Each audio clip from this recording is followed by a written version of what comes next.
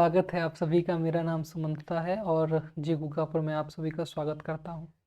आज की क्लास में हम लोग अब हिस्ट्री में वैदिक काल पहुंच चुके हैं। तो वैदिक काल पर आपको ले चलता हूं।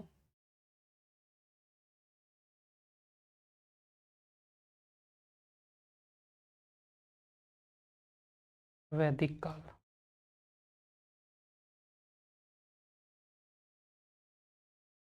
ठीक है। इसे हम लोग वैदिक काल या आर्य का काल भी कहते हैं। तो आर्यों का काल या वैदिक काल टॉपिक का नाम है। आपको मैंने बताया था कि प्राचीन भारत का जो इतिहास होता है, इसमें 8 टॉपिक पढ़ने के बाद आपका प्राचीन भारत कंप्लीट हो जाता है। प्राचीन भारत में सबसे पहले आपने पाषाण काल को अभी तक पढ़ लिया है। पाषाण काल को पढ़ लिया है। और जो दूसरा टॉपिक था ताम्रपाषाण काल, कुछ क्लास में इसे भी आपने अभी तक पढ़ लिया है, ताम्रपाषाण काल। तो जो आज की टॉपिक है इसमें वो है तीसरा टॉपिक, वो है वैदिक काल। तो वैदिक काल आपकी ये आज की तीसरी टॉपिक होती है, ठीक है।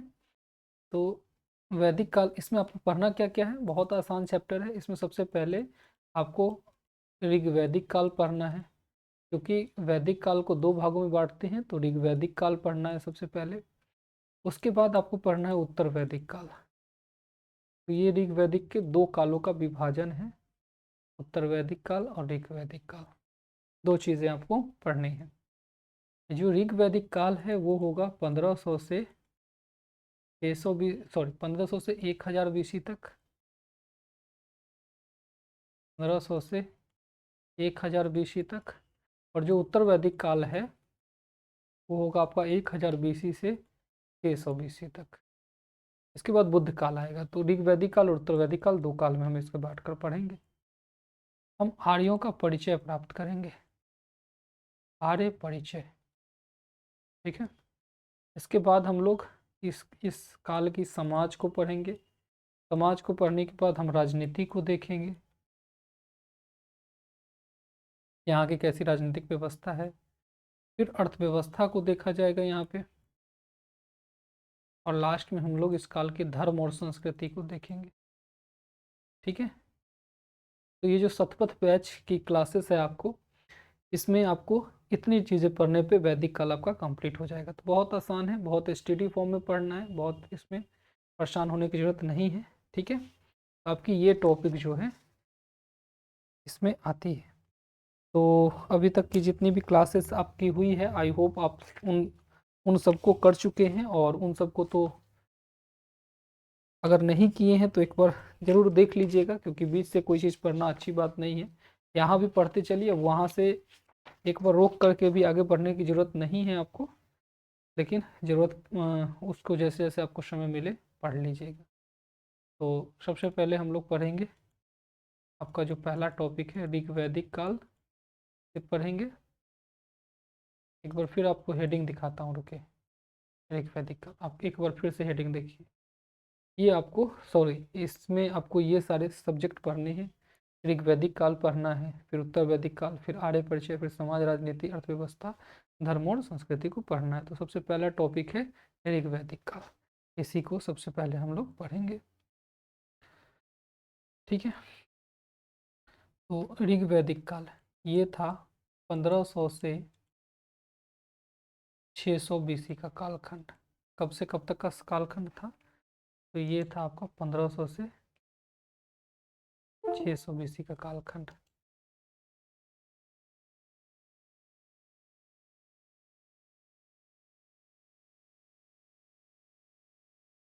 जरा सा कुछ सी चीज़ें ऐड कर लूँ, मुझे कुछ दीजिए।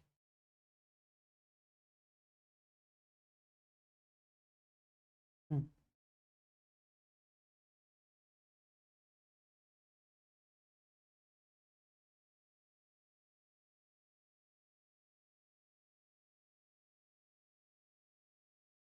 तो 1500 बीसी से 600 बीसी का कालखंड था।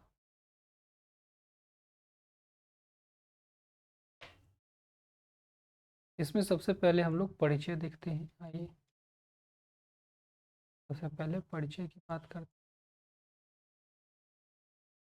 तो पहले परिचय के स्तर पर बात करते हैं। ठीक है।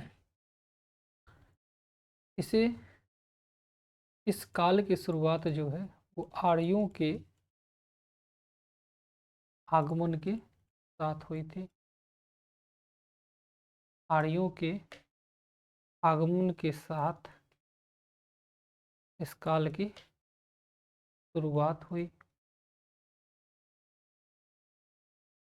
जो ऋग वैदिक काल है इसकी शुरुआत कैसे हुई? तो ये शुरुआत आर्यों के आगमन के साथ हुई। जैसे आर्य आए, आर्यों के आगमन के साथ इस काल की शुरुआत हुई। ठीक है। फिर जो इस काल का स्रोत है, इस काल की जो जानकारी है वो केवल ऋग्वेद के जरिए होती है। केवल ऋग्वेद के द्वारा इस काल की हमें जानकारी मिलती है। तो जो ऋग्वेद के द्वारा जानकारी मिलती है उसे हम लोग कहते हैं साहित्यिक स्रोत। और इसके अलावा इसकी जो दूसरी स्रोत है, जो जानकारी का स्रोत है, वो है पुरातात्विक स्रोत।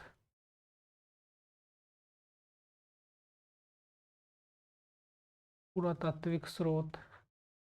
और जो पुरातात्विक स्रोत है इसमें दो तरीके की चीज़ें हैं। एक है अभिलेख और दूसरा है आपका मृतभांड।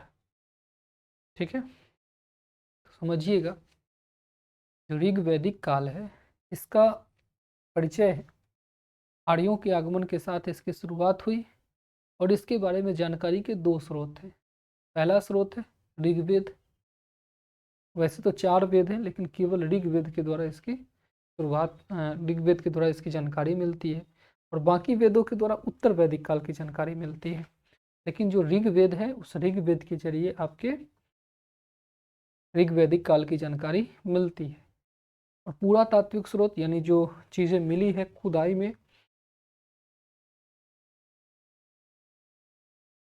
उनकी बात करें, पुरातात्विक स्रोतों की बात करें तो अभिलेख, जो इंस्क्रिप्शन लिखे गए हैं और जो मृदभांड है उनके जरिए इनकी जानकारी मिलती है।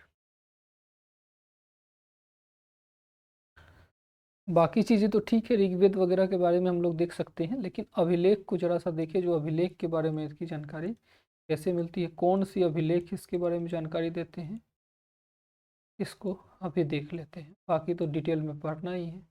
अभिलेखीय स्रोत जो है इनके बारे में थोड़ी ज़्यादा जानकारी अभी ही प्राप्त कर लेते हैं। इसमें पहला अभिलेख है एशिया माइनर। एशिया माइनर या बोगसगोई अभिलेख नाम है इसका। एशिया माइनर या बोगसगोई अभिलेख। एशिया माइनर या बोगसगोई अभिलेख, ये तुर्की का एक अभिलेख है, तुर्की में मिला है। और ये 1400 ईसा पूर्व का था, 1400 BC का था। और इस अभिलेख में क्या बातें हैं, तो इसमें 4 देवता का वर्णन है। और वो चारों देवता जो इस इधर आपके आर्य हैं उनके बहुत प्रमुख देवता हैं। वो 4 देवता कौन कौन थे? तो वरुण, मित्र, इंद्र और नासत्य। ये 4 देवता के बारे में एशिया माइनर के बोगसगोई अभिलेख में जानकारी मिली है। तो ये 4 बहुत महत्वपूर्ण देवता हैं जिनके बारे में एशिया माइनर, जो ईरान तुर्की के एरिया में है, वहाँ जानकारी मिली। दूसरी अभिलेखीय स्रोत की बात करें, दूसरा है कस्सी का अभिलेख। कस्सी का अभिलेख। और जो ये कस्सी का अभिलेख है, और ये जो कस्सी का अभिलेख है, ये ईरान में मिला है। ईरान में इसकी समयावधि लगभग 1600 BC में ये अभिलेख पुराना है, जो 1600 BC के आसपास का है। और इसमें लिखा गया है कि ईरानी आर्यों की एक शाखा, ईरानी आर्यों की एक शाखा, ईरानी आर्यों की एक शाखा कहाँ गई है, तो भारत आई है। ये बातें इसमें लिखी गई हैं कि ईरानी आर्यों की एक शाखा जो है वो भारत आई है। तो ऐसी बातें यहाँ पे मिलती है। बाकी आर्य की बात करें, बाकी अगर आर्यों की बात करें,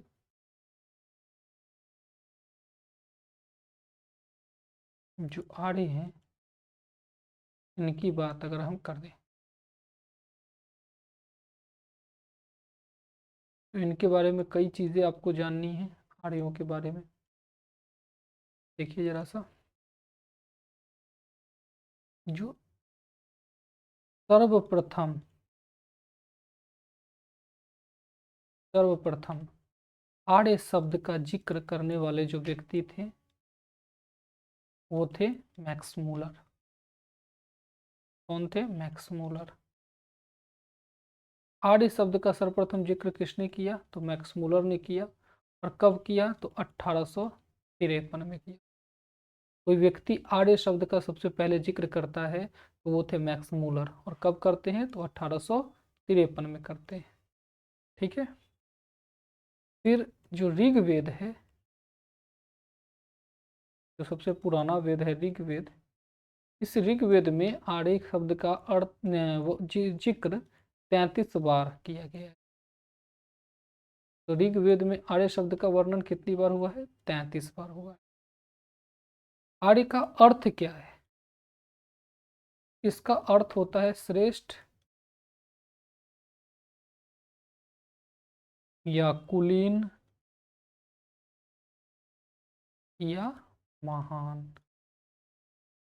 आर्य शब्द का अर्थ क्या है? श्रेष्ठ, कुलीन या महान व्यक्ति। और ये एक आर्य जो है एक भाषा सूचक शब्द है। ये आर्य जो है एक भाषा सूचक शब्द था, भाषा सूचक शब्द था। ठीक है। ये जाति सूचक शब्द नहीं था बल्कि एक भाषा सूचक शब्द था। तो आर्य का शब्द का अर्थ ही होता है श्रेष्ठ, कुलीन या महान व्यक्ति। इनकी कई पहचान बताई गई है। आर्यों की कई पहचान है। इनकी कुछ मूल विशेषताएं हैं जिनसे हम कह सकते हैं कि वो आर्य हैं। वो पहचान क्या क्या है भाई? तो पहला पहचान है इनका घोड़े का प्रयोग। ये घोड़े का प्रयोग करते हैं। इनकी दूसरी पहचान है युद्ध रथ का प्रयोग।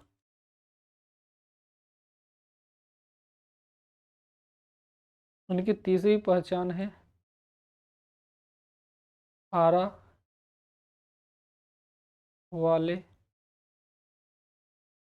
पहिए का उपयोग। आरा वाले पहिए का उपयोग।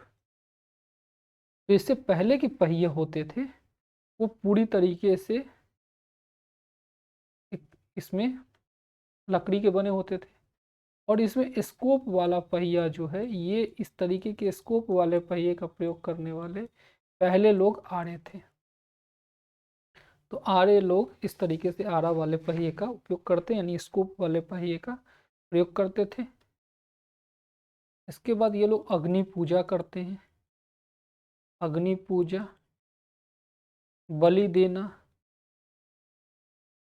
बलि देना। ठीक है। यज्ञ करना, यज्ञ करना। ठीक है। ये सारी बातें इनकी विशेषता थी। दूसरी बात, इनकी जो भाषा थी वो भाषा भारोपीय भाषा थी। तो भारोपीय भाषा का उपयोग, भारत और यूरोपीय दोनों को मिला करके भारोपीय भाषा बनती है। ये लोग भारोपीय भाषा का उपयोग करते थे। इनकी अंतिम विशेषता थी ये सोम रस का पान करते थे। सोम रस का पान ये लोग करते थे। सोम रस का जो पान करना है ये एक विशेष प्रकार की वाइन टाइप की चीज़ें रही होंगी। वैसे अफगानिस्तान में मूजवंत पर्वत पर पाए जाने वाले कुछ जड़ियों को सोम रस की तरह माना गया है कि वो सोम रस है, लेकिन एग्जैक्टली ये कुछ ऐसे ही वाइन टाइप के शॉप होंगे, इसको पान करते थे। ठीक है, तो ये आर्यों की पहचान थी। आर्यों की मूल निवास स्थान को लेकर के कुछ विशेष जानकारी नहीं है। मूल निवास को लेकर के इनकी, ये कहाँ इनका ओरिजिन होगा, इनकी मूल निवास कहाँ होगी, इस बात की जानकारी कुछ विशेष रूप से है नहीं। इसलिए अलग अलग लोगों ने अलग अलग मत दिया। तो इसके मूल निवास को लेकर के भिन्न मत दिए गए हैं, अलग अलग मत दिए गए हैं। कुछ लोगों का मत है कि ये भारत में ही इनका ओरिजिन था। और भारत में भी जो लोग कश्मीर कह रहे हैं, जो इनका मूल निवास स्थान कश्मीर था, उस कश्मीर में एल.डी. कल्ल महोदय का बहुत महत्वपूर्ण नाम आता है। एल.डी. कल्ल महोदय का कहना था कि ये कश्मीर इनका ओरिजिन था। इसके अलावा अविनाश चंद्र और संपूर्णानंद इनको बताते हैं कि ये सप्त सैंधव प्रदेश में थे। तो सप्त सैंधव प्रदेश, सप्त सैंधव प्रदेश इनका ओरिजिन बताने वाले थे अविनाश चंद्र।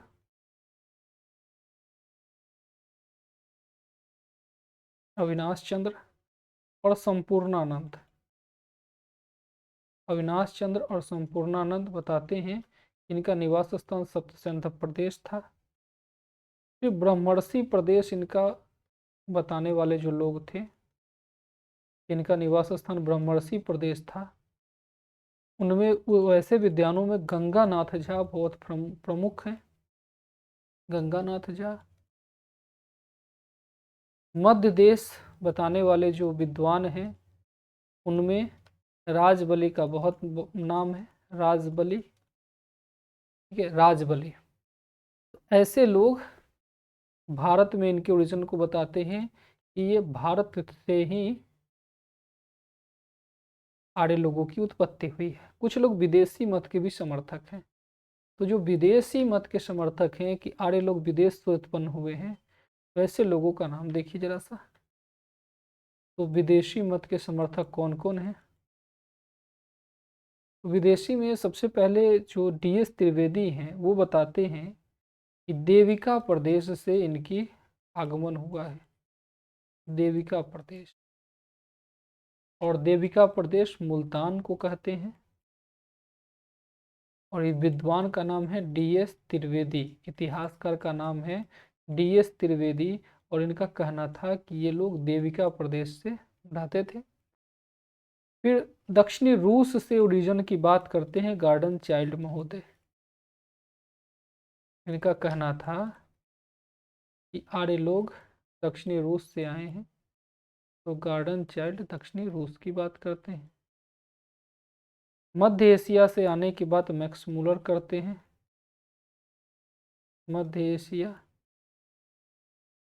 मध्य एशिया से आने की बात मैक्स मूलर करते हैं।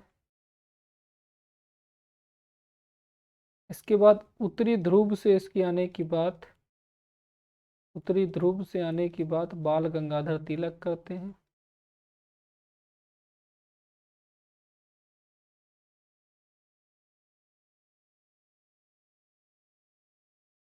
बाल गंगाधर तिलक उत्तरी ध्रुव से इसके आने की बात करते हैं। आर्य लोग उत्तरी ध्रुव से आए हैं। फिर दयानंद सरस्वती तिब्बत को इनका ओरिजिन बताते हैं।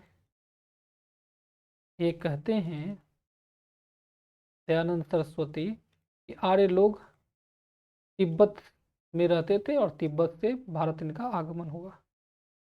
फिर जर्मनी ओरिजिन की बात हर्ट एवं पेंका जैसे विद्वान करते हैं। हर्ट एवं पेंका, इनका कहना था कि आर्य लोग जर्मनी में रहते थे। और हंगरी उत्पत्ति की बात गॉर्डन चाइल्ड जैसे विद्वान करते हैं। तो ये सारे लोग इस तरीके से विदेशी उत्पत्ति के समर्थक रहे हैं, विदेशी उत्पत्ति के समर्थक रहे हैं, और कुछ लोग इनके भारत से ओरिजिन की बात करते हैं। ठीक है। वर्तमान में जो सबसे अधिक महत्व पाया है वो है कि आर्य मध्य एशिया से भारत की ओर आए। आर्यों का जो आगमन है भारत में वो मध्य एशिया से हुआ था। अब जब आर्य भारत में आते हैं तो ये सबसे पहले भारत के किस एरिया में आते हैं? तो आर्यों का भारत में प्रारंभिक निवास,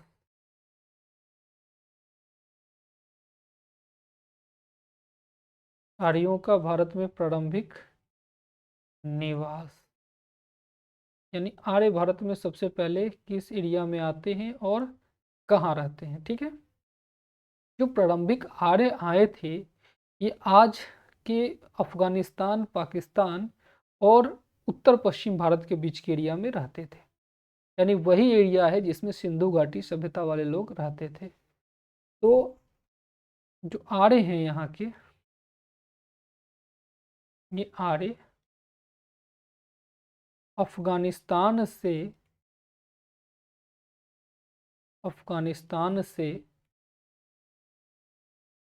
उत्तर पश्चिमी भारत के बीच रहते थे। जो आर्य थे वो अफगानिस्तान से उत्तर पश्चिमी भारत के बीच रहते हैं, क्योंकि उन्होंने यहाँ की नदियों का जिक्र किया है, नदियों पर्वतों इत्यादि की चर्चा की है। इन्होंने जो अपने पुस्तकें या बातचीत या जो भी चीज़ें इनकी मिली है उसमें वो यहाँ की नदियों, पर्वतों आदि के बारे में जिक्र करते हैं। इसलिए हम कहते हैं कि अफगानिस्तान के उत्तर पश्चिमी भारत के बीच में ये लोग रहते थे। जो ऋग्वेद में नदी सूक्त है, नदी से संबंधित प्रार्थनाएं हैं। ऋग्वेद के नदी सूक्त में 21 नदियों का उल्लेख किया गया है। जो ऋग्वेद है ये स्तुति से संबंधित पुस्तक है, इसमें काफ़ी सारी स्तुतियाँ की गई है और इसमें नदी सूक्त में नदी की जहाँ स्तुति की गई है 21 नदियों का उल्लेख है। और इन 21 नदियों में जो सबसे पश्चिम की नदी बताई गई है, जो नदी सबसे पश्चिम की है वो नदी है कुभा, जो आज की काबुल नदी है। और जो सबसे पूर्वी नदी का इन्होंने जिक्र किया है, ठीक है, वो नदी है गंगा। गंगा का आज भी यही नाम है, एक बार इस नदी का, गंगा का इन्होंने जिक्र किया है। तो सबसे पश्चिम की नदी इन्होंने जितनी 21 नदियां बताई है उन नदियों में सबसे पश्चिम वाली जो नदी है वो है कुभा, जो काबुल में है। और जो सबसे पूर्व की नदी है वो है गंगा, जिसका एक बार जिक्र किया है। बाकी जैसे जैसे यमुना नदी का इन्होंने 3 बार जिक्र कर लिया है। फिर सिंधु नदी का अधिकतम बार उपयोग किया है। तो जहाँ पर अधिकतम यानी वो जगह इनके ज़्यादा करीब रहा होगा, और तरीके से हम कह सकते हैं इन्होंने अफगानिस्तान की 4 नदियों का जिक्र किया है। अफगानिस्तान के कौन कौन नदी का जिक्र इन्होंने किया है? 4 है। में सबसे पहला है कुभा, कुभा नदी, जिसे आज काबुल नदी कहते हैं। जो दूसरी नदी है वो है कुर्मू नदी, और इसे कुर्रम नदी आज वर्तमान में हम कहते हैं। जो तीसरी नदी है यहाँ पे वो है गोमती, गोमती नदी।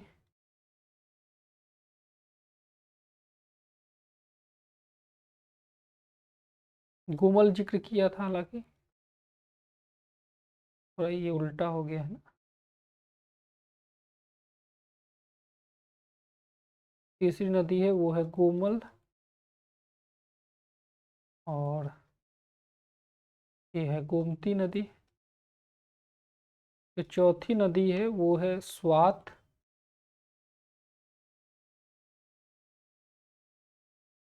चौथी जो नदी है वो है सुबास्तु। सुबास्तु।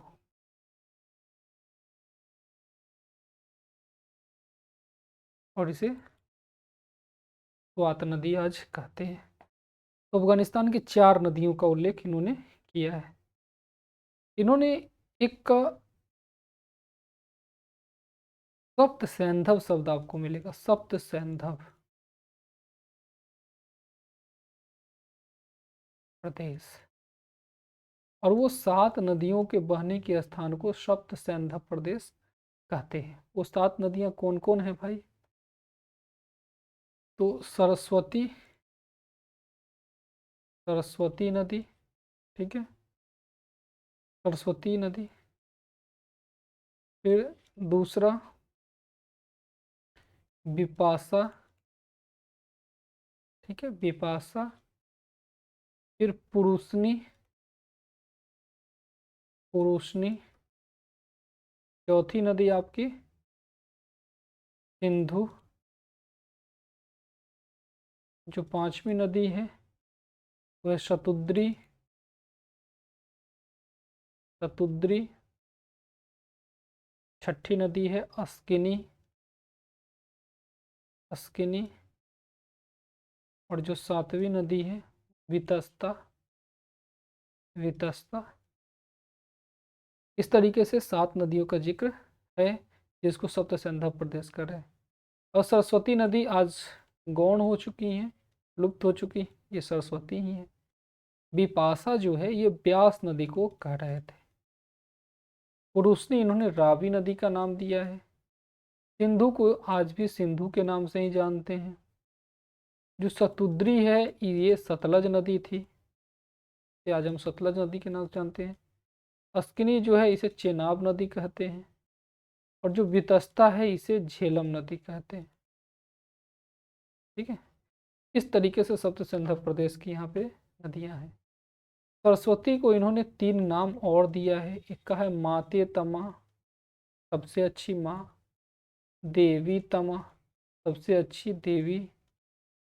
इसके बाद का है नदी तमा, सबसे अच्छी नदी। इस तरीके से 3 नाम सरस्वती के लिए मिला है।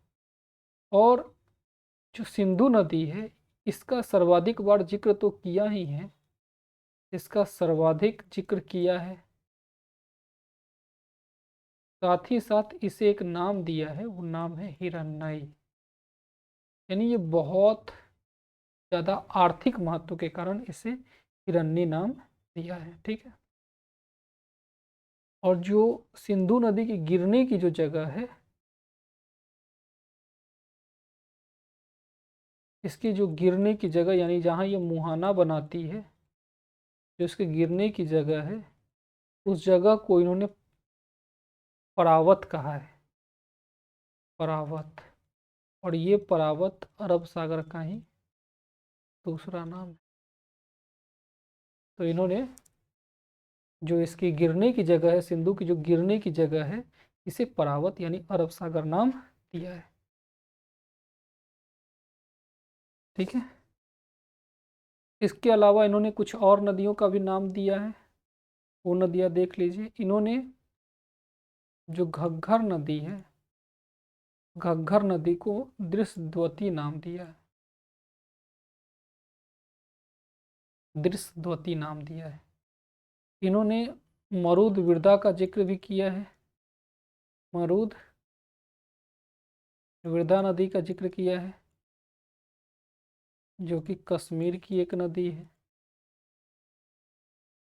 ठीक है, इन्होंने एक नदी का जिक्र किया है सदा नीरा, और वो इन्होंने गंडक को नाम दिया है। यानी गंडक नदी को इन्होंने आर्यों ने सदा नीरा कहा है, जिसमें हमेशा पानी रहे, सदा। तो 3 नदी आपको और अब मिल गई।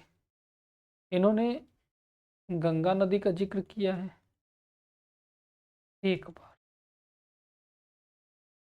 और यमुना नदी का जिक्र इन्होंने किया है 3 बार। यमुना नदी का उल्लेख किया है इन्होंने 3 बार। ठीक है। अच्छा, इन्होंने जो हिमालय पर्वत है और विंध्य पर्वत है उसके बीच के क्षेत्र को मध्य देश कहा है। तो हिमालय से जो विंध्यन तक का क्षेत्र है, विंध्य पर्वत का क्षेत्र है, उसे इन्होंने मध्य देश कहा। तो ये भारत की मैप में हिमालय हो गया और ये विंध्य पर्वत हो गया। इसके बीच के क्षेत्र को इन्होंने कहा है मध्य देश, मध्य देश। ठीक है। इसके अलावा इन्होंने पूरे उत्तर भारत शब्द के लिए आर्यावर्त शब्द का जिक्र किया है। आर्यावर्त जो उत्तर भारत है, उस उत्तर भारत के लिए इन्होंने जो शब्द लिया है वो है आर्यावर्त। इसके अलावा इन्होंने ब्रह्मर्षि देश शब्द का जिक्र किया है। ब्रह्मर्षि देश, ब्रह्मर्षि देश। तो जो गंगा यमुना दोआब का क्षेत्र है, गंगा यमुना दोआब, इस दोआब को इन्होंने ब्रह्मर्षि देश कहा है। ठीक है। तो गंगा यमुना दोआब को इन्होंने ब्रह्मर्षि देश कहा है। गंगा यमुना दोआब कहाँ है भाई? तो तरीके से जो भारत है इसमें गंगा नदी इस तरीके से बहती है और यमुना नदी यहीं से निकल करके प्रयागराज में मिलती है। तो ये जो गंगा यमुना दोआब का जो क्षेत्र है, अच्छा, इसकी भी कई सहायक नदियाँ, ये भी गंगा में ही आती है। चंबल, सिंध, बेतवा, केन। ठीक है। तो ये गंगा यमुना का जो ये क्षेत्र है, ये वाला, इस क्षेत्र को इन्होंने ब्रह्मर्षि देश कहा है। इस क्षेत्र को इन्होंने ब्रह्मर्षि देश कहा है। ठीक है।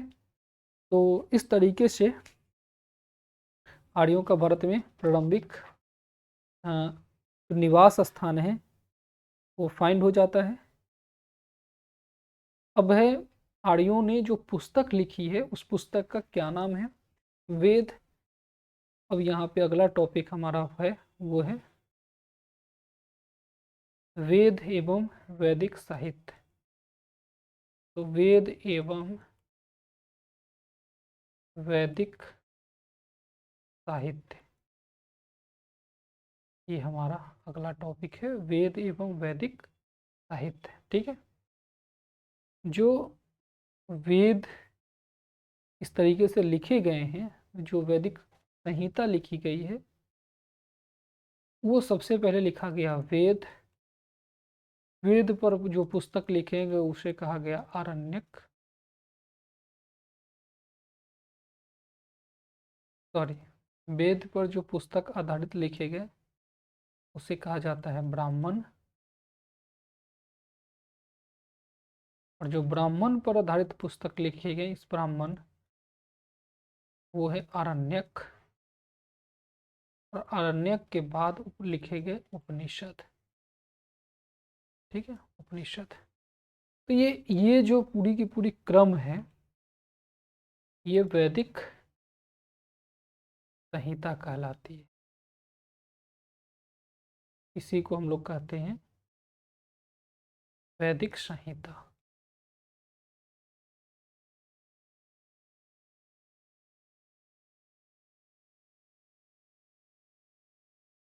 पहला वेद, फिर उस पर आधारित ब्राह्मण, फिर आरण्यक, फिर उपनिषद। इस तरीके से यहाँ पे मिलते हैं। पहला, अब 4 वेद हैं। वेद कितने हैं? तो वेद 4 हैं। कौन कौन है? पहले है ऋग्वेद, दूसरा वेद है सामवेद, फिर तीसरा वेद हुआ यजुर्वेद, और जो चौथा वेद हुआ वो था अथर्ववेद।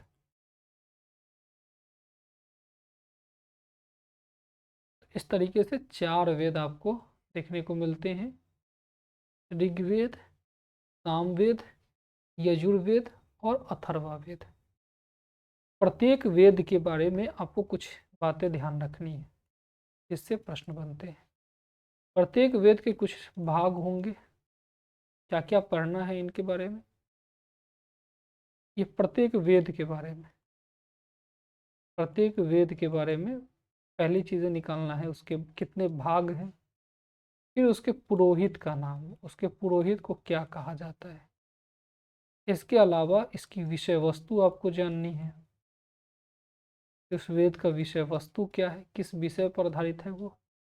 फिर उसके ब्राह्मण ग्रंथ को जानना है, ब्राह्मण ग्रंथ को जानने के बाद इसके आरण्यकों के बारे में जानना है, ठीक है। और इसके बाद इसकी प्रत्येक वेद के उपनिषद की पुस्तकों के बारे में जानना है। उपनिषद को ही वेदांत कहा जाता है, ठीक है। तो प्रत्येक वेद के बारे में आपको ये चीज़ें जानकारी जुटानी है। इसके भाग कितने हैं, इसके पुरोहित को क्या नाम है, इसके विषय वस्तु क्या है, इसकी आरण्यक कितने हैं और इसके उपनिषद या वेदांत कितने हैं, ठीक है।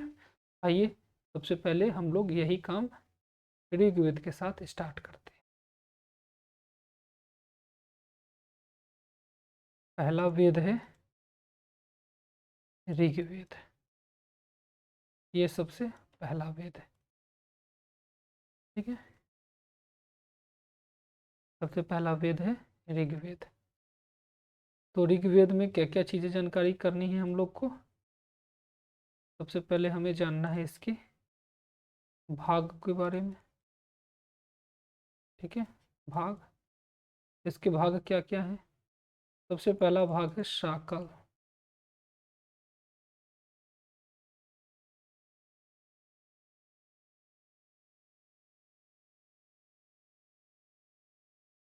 तो सबसे पहला भाग है शाकल, शाकल। फिर दूसरा भाग है इसका वास्कल, शाकल, वास्कल। फिर तीसरा भाग है इसका अश्वलायन, अश्वलायन। फिर नेक्स्ट भाग है इसका संखायन, संखायन। फिर है मंडूकायन, मंडूकायन। फिर बालखिल।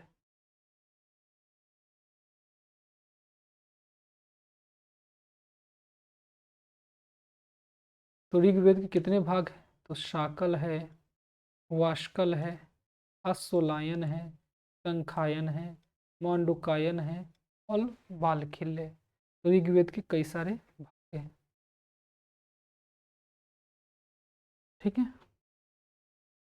जो इसके पुरोहित होते थे, पुरोहित को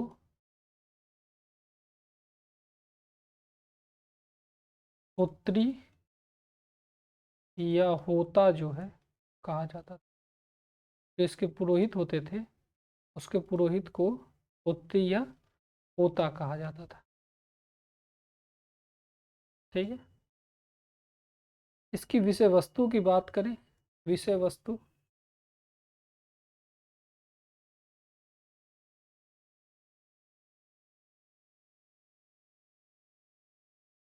इसकी विषय वस्तु को कहा जाता था क्या,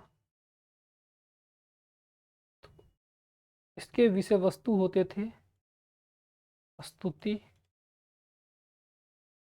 प्रार्थना, स्तुति, प्रार्थना, ठीक है। ये इसकी विषय वस्तु थी। नेक्स्ट जो था उसका नाम है, इसके बारे में जानना है कि इसके ब्राह्मण ग्रंथों के नाम। फिर जानना है इसके आरण्यक, और नेक्स्ट इसका जानना है उपनिषद। यही चीजें आपको जाननी थी प्रत्येक वेद की। तो विषय वस्तु को जानिए, ब्राह्मण को जानेंगे, फिर आरण्यक को जानेंगे, यही है। तो बाकी ये भाग तो आपको मिल ही गया है।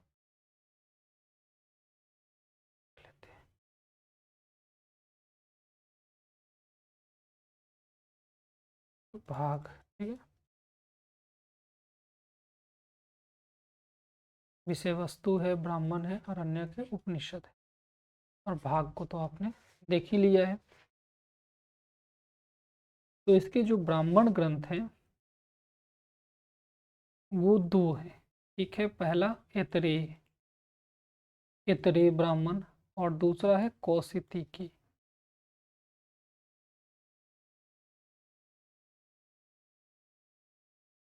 दो ब्राह्मण जो हैं वो ऋग्वेद पर आधारित है, ऐतरेय और कौशिकी। फिर आरण्यक भी दो हैं, पहला ऐतरेय और दूसरा इसी तरीके से है कौशिकी। दो ब्राह्मण यहाँ भी है, और दो उपनिषद भी हैं इसके इसी तरीके से, पहला है ऐतरेय और दूसरा है कौशिकी, ठीक है। तो ये आपके ऋग्वेद के बारे में जानकारी है। इस तरीके से आइए पहले अब दूसरे के बारे में भी जान ले, तब इसके आगे जो है हम लोग अन्य चीज़ों के बारे में ऋग्वेद को पुनः एक बार देखेंगे। जो दूसरा वेद है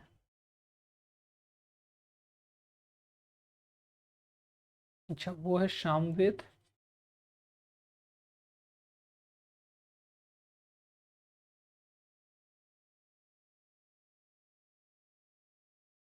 जो दूसरा वेद है वो है सामवेद। जो दूसरा वेद है वो है सामवेद। सामवेद की अगर हम भाग की बात करें,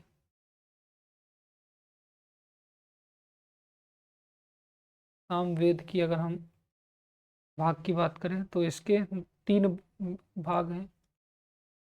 पहला है कौथुम, कौथुम, दूसरा है रामायणीय, और तीसरा है जैमिनीय। तो इसके तीन भाग हैं, पहला है कौथुम, फिर रामायणीय और फिर जैमिनीय। तीन भाग हैं। जो इसके पुरोहित होते थे उन्हें उद्गाता कहा जाता था, इसके विद्वान को उद्गाता कहा जाता था। इसकी विषय वस्तु जो है वो है संगीत, गायन, ये इसकी विषय वस्तु है। इसके दो ब्राह्मण ग्रंथ हैं, एक जैमिनीय, जैमिनीय, और जो दूसरा था उसे हम लोग पंचविश, पंचविश या तांडे कहते थे, पंचविश या तांडे कहते थे, ठीक है। जो अरण्यक है उसमें छंदोग्य अरण्यक के उपनिषद है, और जैमिनीय भी इसके अंतर्गत आते हैं, छंदोग्य और जैमिनीय। फिर इसके तीन उपनिषद है, केन, छांदोग्य और जैमिनीय। तरीके से तीन इसके उपनिषद थे।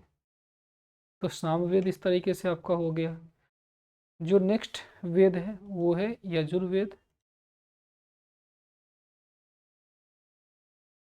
यजुर्वेद, और यजुर्वेद के जो दो भाग हैं, एक है शुक्ल यजुर्वेद और दूसरा है कृष्ण यजुर्वेद। पुनः शुक्ल यजुर्वेद के दो भाग होते हैं, एक है कांड, दूसरा है आपका मध्याह्न दिन। मध्याह्न दिन, पहला है कांड और दूसरा है मध्याह्न दिन। जो कृष्ण यजुर्वेद है, कृष्ण यजुर्वेद के भी कई उपभाग हैं, काष्टक, कपिष्ठक, काष्टक, कपिष्ठक, मैत्रायनी, मैत्रायनी और तैतरीय, तैतरीय। काष्टक, कपिष्ठक, मैत्रायनी और तैतरीय। इस तरीके से कृष्ण यजुर्वेद के भी कई भाग हैं। जो इसके पुरोहित होते थे, इनके पुरोहित को ऊर्ध्वयु कहा जाता था, इनके पुरोहित को ऊर्ध्वयु कहा जाता था। ये याज्ञिक, इनकी जो विषय वस्तु है वो है यज्ञ, कर्मकांड, बलि, ये सब जो है इसकी विषय वस्तु थी। इसके 3 ब्राह्मण ग्रंथ थे, शतपथ, मैत्रायनी और तैत्तरीय। ये 3 ब्राह्मण ग्रंथ हैं, शतपथ, मैत्रायनी और तैत्तरीय। आपका तो ये बैच भी शतपथ बैच है। फिर इसके 2 आरण्यक थे, एक था मैत्रायनी और दूसरा तैत्तरीय। ये 2 इसके आपके हैं। फिर है नेक्स्ट बृहदारण्यक उपनिषद, फिर है तैत्तरीय उपनिषद, तैत्तरीय उपनिषद, फिर कठोपनिषद, फिर है ईश उपनिषद, ईशोपनिषद, फिर नेक्स्ट है श्वेताश्वर उपनिषद, श्वेताश्वर उपनिषद। ठीक है, श्वेताश्वर उपनिषद, श्वेताश्वर उपनिषद, मैत्रायनी उपनिषद, मैत्रायनी उपनिषद और महानारायण उपनिषद। महानारायण उपनिषद। तो ये इतने उपनिषद जो है ये यजुर्वेद के बाद होते हैं। फिर नेक्स्ट जो वेद है वो है अथर्वा वेद। नेक्स्ट जो वेद है वो है अथर्वा वेद, ये चौथा वेद होता है अथर्वा वेद। जो अथर्व वेद हैं इसके 2 भाग हैं,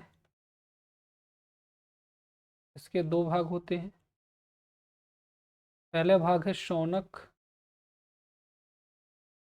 शौनक, और जो दूसरा भाग है वो है पिप्पलाद। शौनक और पिप्पलाद 2 इसके भाग होते हैं।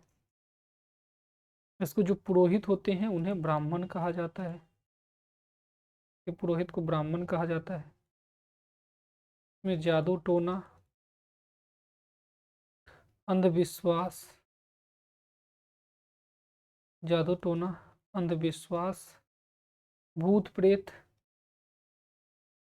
औषधि, औषधि, ये सब इसकी विषय वस्तु होती है। जादू टोना, अंधविश्वास, भूत प्रेत, औषधि, ये सब इसकी विषय वस्तु होती है। इसका एक ही मात्र ब्राह्मण ग्रंथ है, वो है गोपथ। इस पर कोई आरण्यक नहीं लिखे गए और इसके 3 उपनिषद हैं। पहला है मांडुक उपनिषद, मांडुक उपनिषद, दूसरा प्रश्न उपनिषद और तीसरा मुंडक उपनिषद। ठीक है, तो इस तरीके से 3 इसके उपनिषद हो जाते हैं।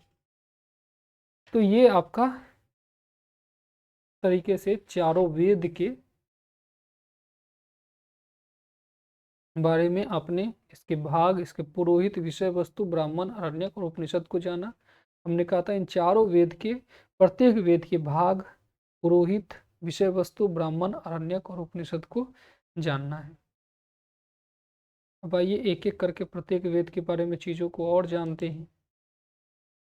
ठीक है, सबसे पहला जो वेद है वो है ऋग्वेद। सबसे पहला वेद है वो है ऋग्वेद। ठीक है, ऋग्वेद। ये ऋग्वेद जो है ये सबसे पुराना है। तो आपसे पूछा जाए सबसे पुराना वेद कौन है, तो सर्वाधिक प्राचीन है आपका ऋग्वेद। इसकी जो विषय वस्तु होती है वो है स्रोत एवं प्रार्थनाएं, यानी इसमें देवताओं की स्तुति में कुछ स्रोत और प्रार्थनाएं लिखी गई है, उसी पर आधारित ऋग्वेद है। इसमें 10 चैप्टर है, यानी 10 मंडल है, 10 चैप्टर है इसमें।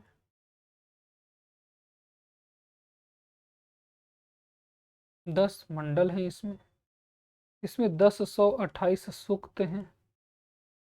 इसमें 10,552 मंत्र हैं। तो 10,128 सूक्त हैं और 10,552 मंत्र हैं। और ये प्रथम मंडल जो है इसमें जुआ की बात की गई है, गैम्बलिंग से संबंधित है। जो द्वितीय मंडल होता है, द्वितीय मंडल में कृषि क्रिया का वर्णन है, कृषि क्रिया का वर्णन है। जो तृतीय मंडल है, इस तृतीय मंडल में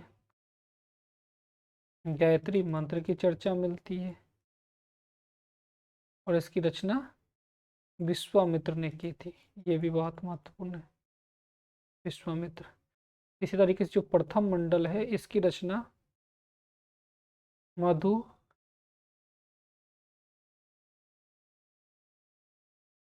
जो प्रथम मंडल है उसकी रचना मधुचमदा महोदय ने, मधुचमथा ऋषि ने किया था। जो दूसरा मंडल है उसकी रचना घृत समद ने किया था। तीसरा मंडल तो विश्वामित्र आपने देखा ही। जो चतुर्थ मंडल है, इसी तरीके से जो चतुर्थ मंडल है, जो चतुर्थ मंडल है, इस चतुर्थ मंडल की रचना वामदेव ने किया था। पहले वैसे इसमें कृषि अनुष्ठान का वर्णन किया गया है, कृषि अनुष्ठान, कृषि अनुष्ठान, और इसकी जो रचना है वो वामदेव ने किया है, वामदेव। जो पंचम मंडल है, पंचम मंडल, इसमें अग्नि तथा घोड़े की महिमा पर लिखा गया है। अग्नि तथा घोड़ा पर इसकी महिमा मंडन की गई है और इसकी रचना जो है वो अत्रि ऋषि ने किया है, अत्रि ऋषि ने किया है। इसी तरीके से जो छठा मंडल है,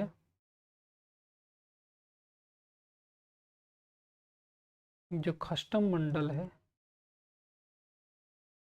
खष्टम मंडल में हरियूपिया शब्द की चर्चा मिलती है, हरियूपिया शब्द की चर्चा मिलती है और इसकी रचना जो है वो भारद्वाज ऋषि ने किया है, भारद्वाज ऋषि ने किया था। जो सप्तम मंडल है, सप्तम मंडल की रचना वशिष्ठ जी ने किया था और इसमें 10 राज्य युद्ध का वर्णन मिलता है। 10 राज्य युद्ध का वर्णन है, मतलब है इसमें 10 राजा के युद्ध की चर्चा मिलती है और इसकी रचना वशिष्ठ जी ने किया था। वशिष्ठ जी ने 10 राज्य युद्ध क्या था, तो ये युद्ध जो है रावी, रावी का उस समय पुरुषनी नदी ये लोग कहते थे, तो पुरुषनी नदी के किनारे लड़ा गया, नदी के किनारे लड़ा गया, रावी या पुरुषनी नदी के किनारे लड़ा गया।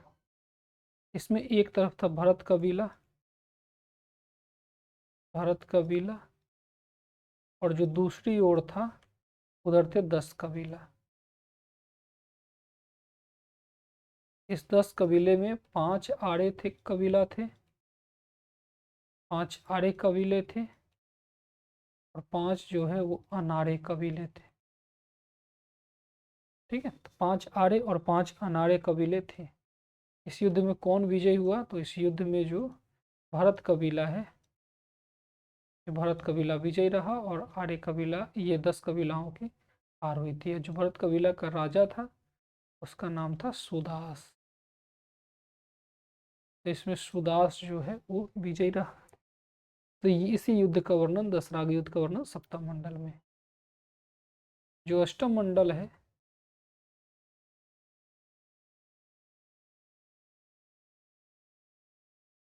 जो अष्टम मंडल है,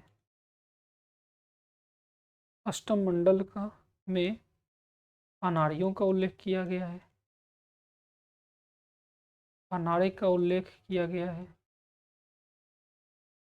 और अनाड़े में जो इसकी रचना थी वो कण्व एवं अंगिरस ऋषि ने किया था, कण्व एवं अंगिरस। कण्व एवं अंगिरस ऋषि ने इसका उल्लेख किया था अष्टम मंडल का। तो नवम मंडल है, नवम मंडल, इस नवम मंडल सोम देवता को समर्पित है, सोम देवता को समर्पित है। और इसकी रचना जो है वो सोम देवता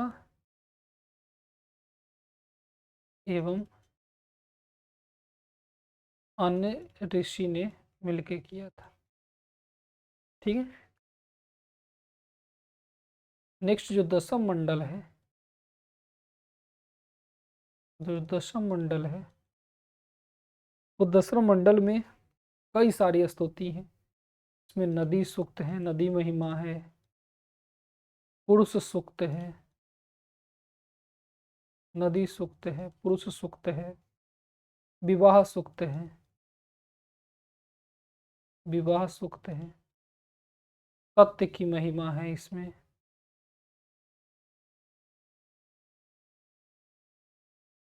सत्य की परिभाषा भी दी गई है।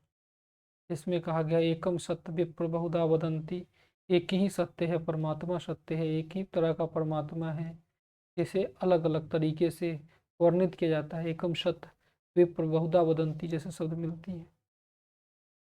इसी में आपके वर्ण शब्द का पहली बार जिक्र किया गया है। तो वर्ण शब्द की प्रथम उपयोग की गई है, और ये जो है रंग के संदर्भ में यहाँ वर्ण का प्रयोग किया गया था। ठीक है। तो इसे लिखने वाले व्यक्ति कौन थे? तो वो थे आपके बिमदा, इंद्र, सची, अन्य लोगों ने इसकी दसम मंडल की रचना की है। में नोट के संदर्भ में आपको कुछ बातें ध्यान रखनी है कि 2 से 7 तक प्राचीन है, और पहला से लेके 8वां 9वां 10वां ये बाद में जोड़ा गया।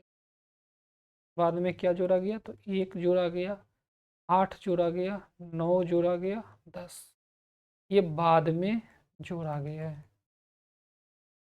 बाकी 2 से 7 तक सबसे प्राचीन। दूसरी बात आपको इसमें ध्यान रखनी है, पतंजलि ऋषि ने ऋग्वेद की कितनी शाखाएं बताई है? 21 शाखा बताई है। पतंजलि ऋषि ने ऋग्वेद की कितनी शाखा बताए हैं? तो उन्होंने 21 शाखा बताया है कि ऋग्वेद में 21 शाखा है। ठीक। के बाद हम लोग बात करें यजुर्वेद की।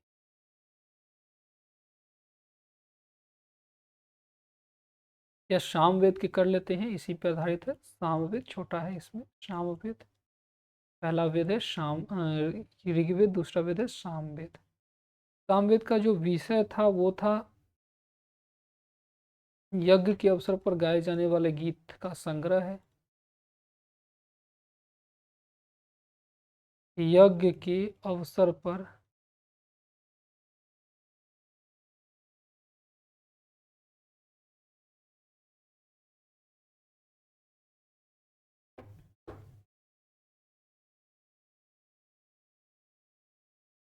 गाए जाने वाले गीतों का संग्रह था। यज्ञ के अवसर पर गाए जाने वाले गीतों का ये सामवेद संग्रह था। इसके पुरोहित जो होते थे उन्हें उद्गाता कहा जाता था, इसके जानकार को उद्गाता कहा जाता था। इसमें 1875 ऋचाएं हैं, यानी 1875 मंत्र हैं। इसमें केवल 75 या 99, कुछ लोग 75 कुछ लोग 99 बताते हैं, नए हैं।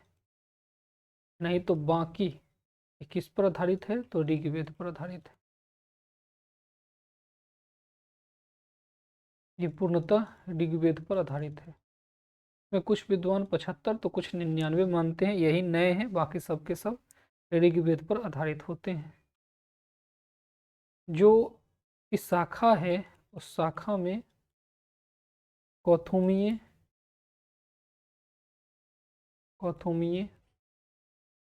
रामायणीय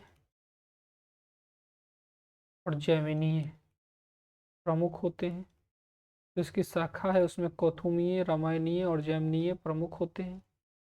बाकी इसके संकलनकर्ता को, जो इसकी जो जानकारी जुटाए हैं, इसके संकलनकर्ता को जैमिनीय और सुकर्मा ने किया है। इसकी जो संकलन करने का काम है वो जैमिनीय और सुकर्मा नामक ऋषियों ने किया है। तो ये ऋग्वेद से संबंधित फैक्ट होता है। यजुर्वेद को भी देख लीजिए। जो यजुर्वेद है, ये यजुर्वेद जो है ये गद्य और पद्य दोनों में होता है। यजुर्वेद गद्य और पद्य दोनों में लिखा गया था। गद्य यानी कहानी के रूप में, पद्य यानी कविता के रूप में लिखा गया था। इसके जो ज्ञानी होते थे उन्हें ऊर्ध्वयु कहा जाता था, ऊर्ध्वयु। और इसकी शाखा दो हैं, एक है शुक्ल यजुर्वेद और जो दूसरा है उसमें उसे कहा जाता है कृष्ण यजुर्वेद।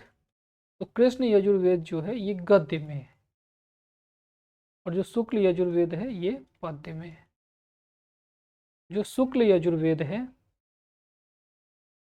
इसे वाजसनेयी भी कहा जाता है, वाजसनेयी।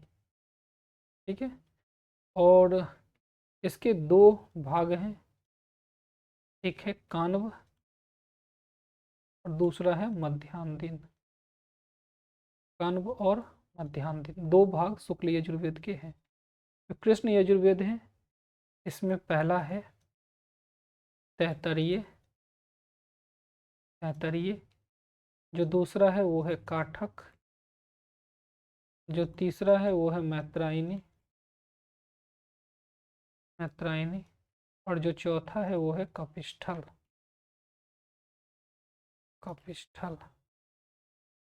ठीक है। तो कृष्ण यजुर्वेद के जो है 4 भाग होते हैं। ठीक है। इसके बाद अथर्ववेद जो है, वो अथर्ववेद को जरा सा देखिए। अथर्ववेद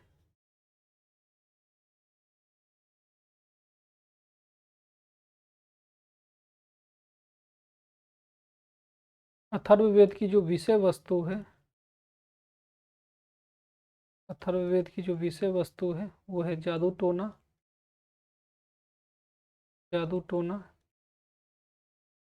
भूत प्रेत, जादू टोना, भूत प्रेत, अंधविश्वास,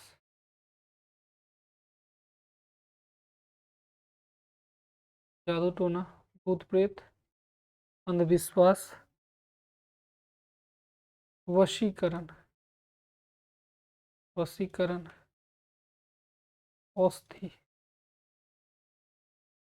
औषधि, ये सब जो है अथर्ववेद के विषय वस्तु हैं। इसमें 20 चैप्टर है, यानी 20 मंडल है इसके। इसमें 731 सूक्त है, 731 सूक्त हैं। कितने सूक्त हैं? 731। इसमें 5,987 ऋचा या मंत्र हैं। ठीक। इसके पुरोहित को ब्रह्मा या ब्राह्मण कहा जाता था। ठीक है। इसकी 2 शाखाएं थी, एक का नाम था पिपलाद और दूसरा था शौनक। पिपलाद एवं शौनक, पिपलाद और शौनक, इसकी 2 शाखाएं थी। इसका एकमात्र ब्राह्मण ग्रंथ है।